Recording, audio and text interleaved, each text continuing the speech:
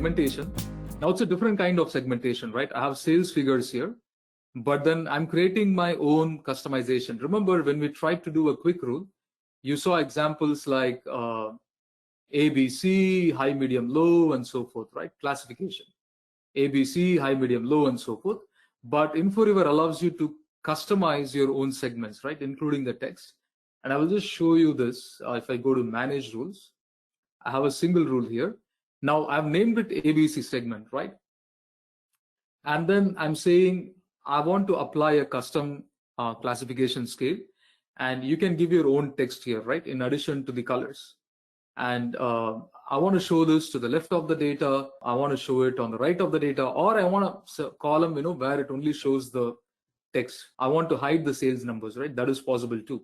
Or I can show this entire thing in a new column, right? So this is how you can encode this.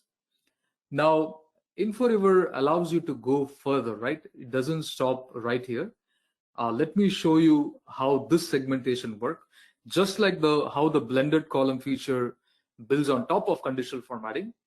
Now, interestingly, you will see that the cash cow, attention, and potential, Inforiver can create a visual level hierarchy for you based on conditional formatting. So how does it work? So once you have created the conditional formatting rule, right? It's the same rule.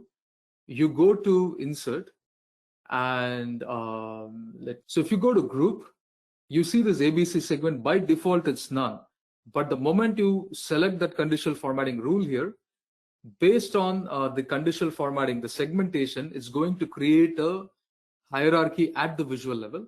And the beauty about this is tomorrow when the value changes, let's say monitors, from attention, it can move to under potential or cash cow, right? And this is done purely based on the performance values.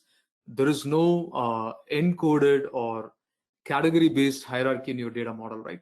Visually, you can create dynamic hierarchies on top of your conditional formatting, right? So this is something that's possible using Inforiver.